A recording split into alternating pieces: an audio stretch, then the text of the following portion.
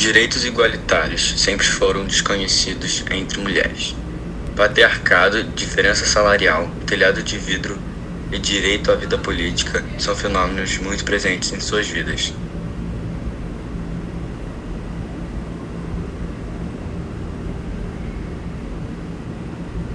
Fruto dessas desigualdades é a violência, algo que as mulheres sofrem diariamente. Existem inúmeros tipos de violência, porém pode ser resumidos em apenas 3 principais: física, verbal e psicológica. Um clássico exemplo dessa primeira é o estupro, mas 2 outros grandes atos cometidos contra as mulheres são agressão física e feminicídio. Atenção! É preciso ter muito cuidado ao diferenciar a violência verbal da psicológica. Na verbal, ocorrem meros xingamentos, enquanto nesse segundo tipo, o dano emocional e prejuízo à saúde psicológica são mais graves, ou seja, consiste em rebaixamento da autoestima feminina.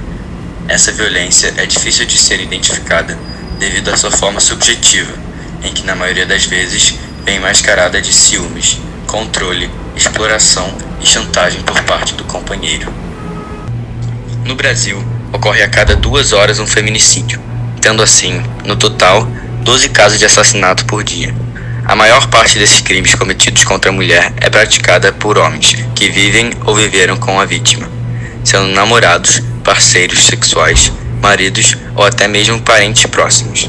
Além dos altos índices de feminicídio, existem ainda muitos casos de estupro e lesão corporal gerada por violência doméstica.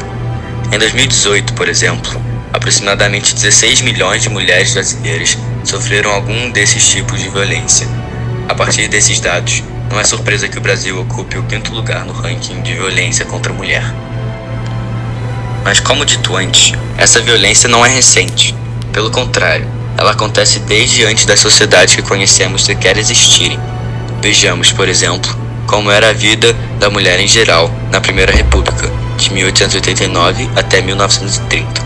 Antigamente, na Primeira República, as mulheres não tinham nenhum direito, sequer eram consideradas cidadãs brasileiras. Eram privadas da educação escolar e, consequentemente, não possuíam acesso ao mundo do trabalho e não tinham direito ao voto. Na Constituição de 1891, a primeira do sistema republicano do Brasil, que marcou a transição da monarquia para a república, consta que o voto era universal. No entanto, as mulheres não podiam votar.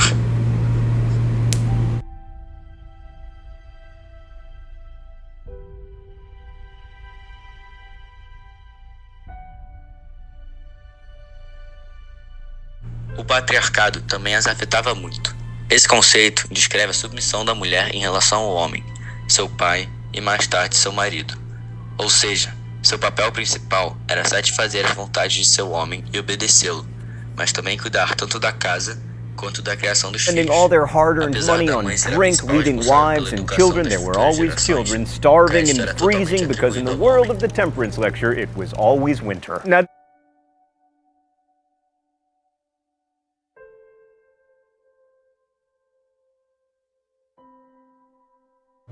como consequência dessa inferioridade da mulher em relação ao homem, existia a violência. O homem era tão superior à mulher que o assassinato da esposa devido a uma traição era considerado legítimo.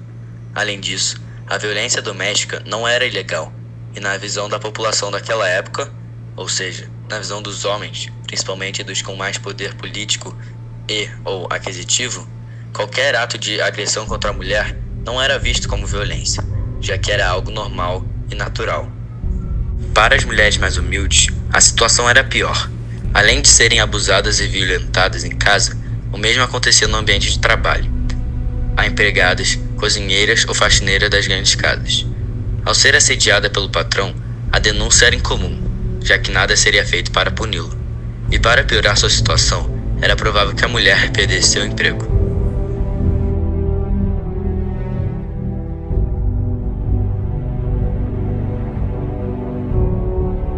Como um famoso ditado diz, todo ato tem uma consequência. Isso também vale para a violência.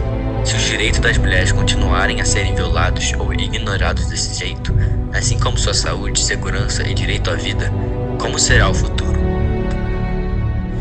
Era uma vez um comerciante chamado Mário, que viajava pelo mundo para negociar seus produtos e inovações.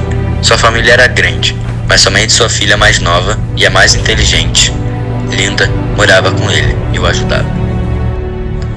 Um dia, voltando de uma longa viagem, Mário foi pego de surpresa por uma forte tempestade.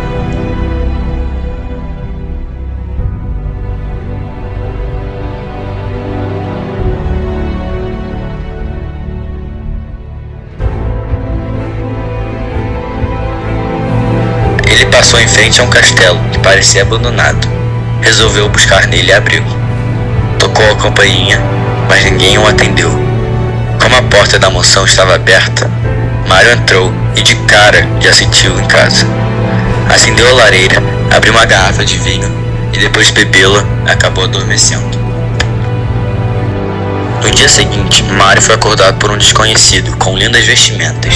Sem pensar muito, já percebeu de quem se tratava: o dono da mansão em que se encontrava. O homem, furioso devido à invasão, quis castigá-lo e o fez prisioneiro. Aterrorizado, o comerciante suplicou: ao menos deixe eu trocar de lugar com a minha bela filha. O proprietário concedeu-lhe o pedido. O pai se despediu brevemente de sua filha, prometeu voltar em pouco tempo e foi embora. Linda passou então a morar na mansão com o dono, um homem raivoso que a tratava mal. Ao menos, ela só o via durante as refeições. Fora isso, sua rotina era cuidar da mansão e contar os dias até a volta de seu pai. Sozinha e sem ninguém para ajudá-la, Linda sofria constantemente abuso psicológico do dono da mansão. Linda fazia de tudo o que seu cuidador pedia para não deixá-lo bravo, pois caso não fizesse, seria severamente castigada. O medo a dominava assim que ela chegava perto. Ela não conseguia nem olhar nos olhos, com pavor do que aconteceria. Mário, no entanto, nunca voltou para salvar sua filha. Estava muito ocupado com seu comércio, já que estava em seu auge de seu lucro. Enquanto ele desfrutava de uma vida bonita e digna, Linda viveu uma vida de abuso, tristeza e medo na mansão em que seu pai abandonara. Não se preocupe, essa história não é verdadeira, ao menos por enquanto. É apenas um futuro hipotético, distópico. Mas se deixarmos as coisas do jeito que elas vêm acontecendo até os dias de hoje, essa história poderá acontecer. Talvez até uma geração próxima. Alguns passos já foram dados em direção à solução desses problemas. Temos a Lei Maria da Penha, cujo objetivo é coibir atos de violência doméstica contra a mulher, sancionada em agosto de 2006. Alguns anos depois, veio também a Lei do Feminicídio, em março de 2015. Essa, por sua vez, altera o Código Penal e inclui o feminicídio como uma modalidade de homicídio qualificado.